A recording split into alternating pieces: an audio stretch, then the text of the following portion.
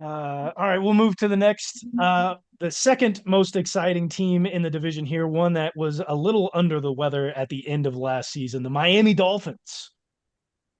They was playing in the cold. They finished the season off in the cold. Boy, did they look really bad. But a team that did they really get that much better in the offseason? They signed a bunch of fat contracts. Jalen Waddle, they've got a little bit of an upset diva themselves at wide receiver in Tyreek Hill, who's having his 11th, 12th kid 12th, coming up. 12th. 12th kid coming up. He's not happy because he's not making as much money. Now he's no longer the number one paid wide receiver. Shocker when you have 12 kids that you need 30 million plus Need to dollars be a the year. highest paid receiver. Coach, I'm dying uh, over here. I'm drowning in my kids. Oh shit. this is a make it. Let's start off with the biggest piece here. Obviously, they've got their own issues with Tyreek Hill. They did bring in Odell Beckham Jr. We'll get to that in a second because the biggest piece that needs to be discussed right now with the Miami Dolphins is Tua Tagovailoa. This is a contract year for him. They have not paid him yet. He is in year 5, I believe it is. This is the team optioned 5th season. He has had multiple years of injury. He has had multiple years of not looking good and then also looking good. Uh, Flopped at the end of this past season, getting into the playoffs, just barely squeaking in there. Um, what do we think, Sean? Does Tua make it to the end of the season, and does he garner a big contract at the end of it? Uh, Make it to the end of the season. I don't know. He's going to miss a game or two here or there. He does that. Garner a big contract? I don't think so. I think this is the first time we actually see a team say, no, we're not going to pay you that. If you want to go out in the open market, go ahead and test it out. But all these guys are not winning any playoff games, doing anything significant, are getting big contracts, and they're getting paid more than Patrick Mahomes right now. Do you think the Dolphins are really going to That's cave into that and that's also the give way it of the to market. Tua? That's It's the the way way of of the the market. market, but they're still getting max contracts without doing anything at all.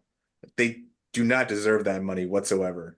No, I'm not saying that they do. There are obviously quarterbacks making more money than Patrick Mahomes. That's just the way of the NFL. That's the way. It's the next man up. The quarterback and wide receivers turned into very much like the quarterback position now. It's the next man up. You're not going to get that at other positions like running back or middle linebacker or safety or offensive line. That's just not how Yeah, that works. But at the that's what I'm quarterback saying. They're going position, to it's the reset next man up.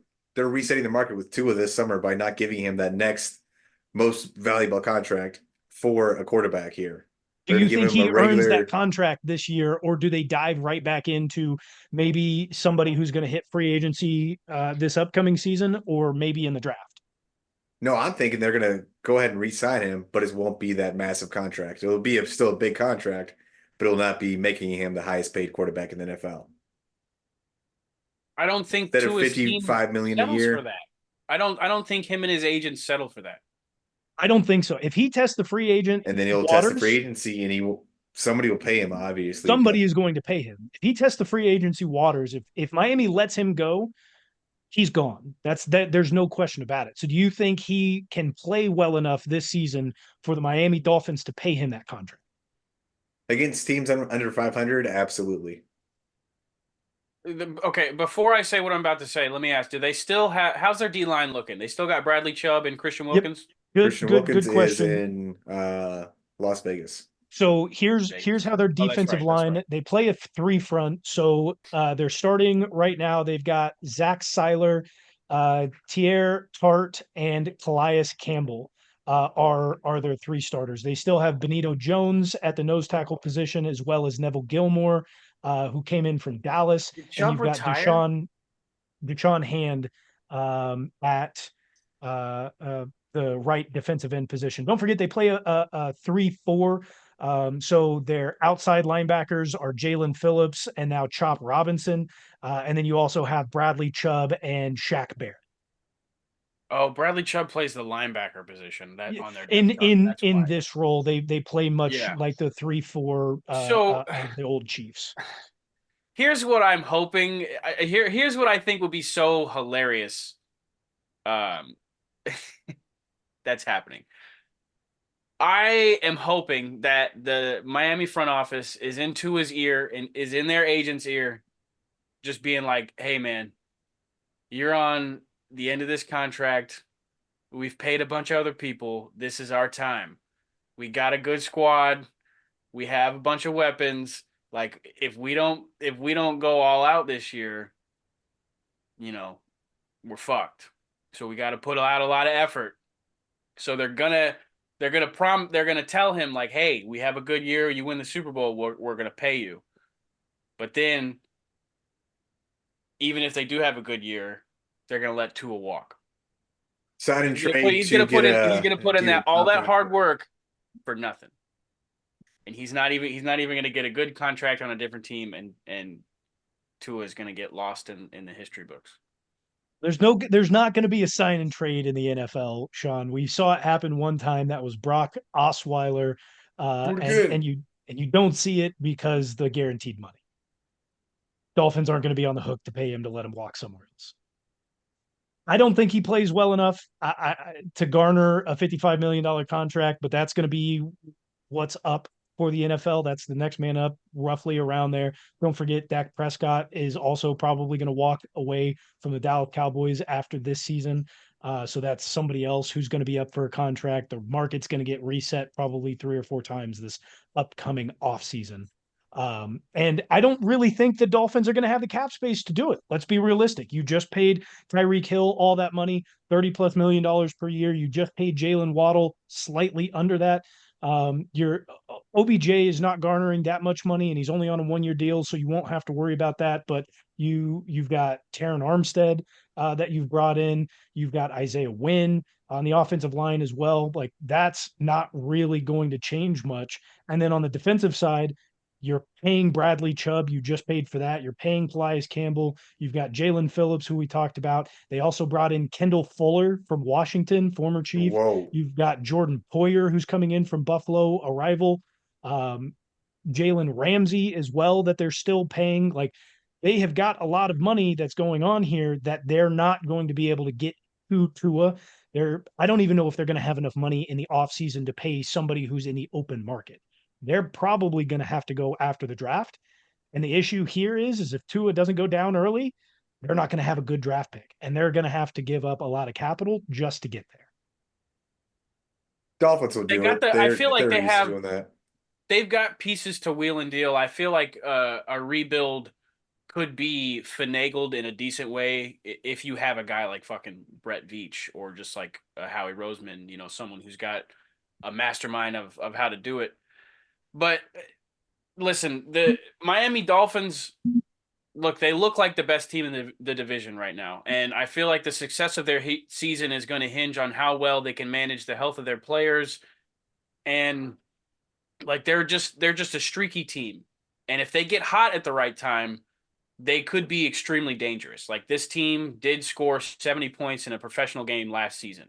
And the offense doesn't look that much different. Like they can sling that thing. Like Tua, when he gets in a groove, like he looks like he knows how to play the damn quarterback position. So they're going to have to win a couple of games where they play bad. But if they get hot at the end of the season and they have a good enough record to get a couple home games or a one home game in the playoffs, look out for the Dolphins. Seriously. All I'm going to say is Tua has lost a lot of weight as well. He could be Skinny moving around Tua. a lot better. Skinny Tua. He Skinny looks Tua. sharp. He looks sharp. I would be worried about this room. They got rid of one cancer in Chase Claypool. They brought in another cancer of Odell Beckham Jr. They've got 3 guys who are going to be crying for the ball: Tyreek, Jalen, and now OBJ. I don't think that is a good recipe for this team. But when they're all eaten, when they're actually hot, Oh, this they're going to team be. looks fucking dangerous. They have a when bunch of pieces on defense to like. are they going They to be should eaten be a though? playoff team. They should win this division. Are they going to be eaten though? That's the question. If they because don't, it's an epic failure. They need to scrap everything and like trade a bunch of pieces and go all in the draft. Like because this Fire Mike this year should McDaniel. be it. This year, if there's any year that they should get to the Super Bowl, it should be right now. it should You be. haven't I paid your agree. quarterback and you have all these pieces. Like You've got a weak division, beat up on those guys, scamper by with a couple of wins, and to be honest, their schedule, while it looks tough, looks much more manageable than the rest of the division that we've looked at so far. In the they're gonna first, have to win some games where they play, but they're gonna have to win tough games where they play bad here and there and get hot at the end of the season. Is all I'm saying. Like I already have the formula for success for every team in the NFL. I've played out all the scenarios, guys. Like I would disagree. I think the first 6 games for them is going to be a little bit more important just because of how looking at the schedule here, it looks quite a bit easier. Their first 6 games are as follows. They start with the Jags, then they play the Bills, they go to Seattle, then they play the Tennessee Titans, they've got the Patriots, and then the Colts. The first 6 weeks for these guys looks very winnable. They can get out of here with maybe a loss. If they don't get out of there without a 4-2 record, then blow it all up. you should be Exactly. shaking in your boots. Yeah. Yeah.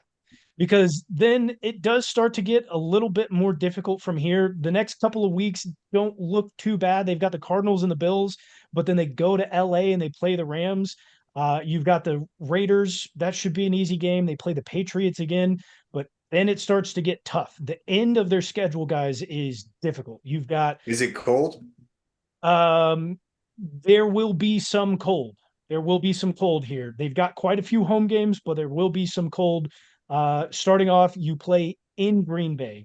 Then you play at Mm. home against the Jets. You go to Houston and you play the Texans. You play the 49ers at home. You go to Cleveland and play the Browns. And then you go to New York and finish it off against the Jets. So 2 very cold games finishing it off. And the big kicker right there will be the Packers November 28th to start that final stretch of 6 games. It's going to be tough. Well, they're gonna have to look. I still feel they should. Like I said, in that stretch, they're going to have to win a couple of games where they play bad. But if they are hot near the end of the season, if they're playing their best ball against their toughest opponents, like they're going to be set up pretty well for the playoffs. And that easy first part of the schedule should kind of set them up for that. The Dolphins, for them to make any sort of deep run, they need to have home playoff games, and they're going to need to win at the end of the playoffs. They're like if there's any sort of race for the divisional leader in this division, they're going to have to win at that latter part of the season. And there's going to be a lot of questions around the final 5 games right there. Final 5 games, there's going to be a lot of questions around because 2 times they play the Jets. Is Aaron Rodgers and company healthy? Is the Texans skill room blown up because they now have Stephon Diggs? Like, is it actually going to work? The 49ers, they've never stayed healthy after a late postseason run. Can they continue them? You've got the Browns who haven't been good, whoever they've had at quarterback for the last quite a 33 decades, if not longer. And then you've got the Jets again to finish it off. Is Aaron Rodgers and company healthy? So there's going to be a lot of questions. They could really get lucky there in the final 5 games and skate right on through. Or they could get really unlucky and the Browns finally figure it out. Aaron Rodgers is completely healthy. The 49ers aren't injured for the first time in their history. And Stephon Diggs doesn't blow up a wide receiver room for once. That's usually near 2, okay. Let's take a look at the over-under here for the Dolphins. Vegas has the odds. Surprisingly, this is under the Bills' odds. I don't know what Vegas is on something right now. They've got them at 9.5. Take the over. Roll the over. We're all going over here. This is one of the first times we've taken the overs. Yeah, because last week everybody was at like 11.5 wins. Yeah. Vegas was on something the other week.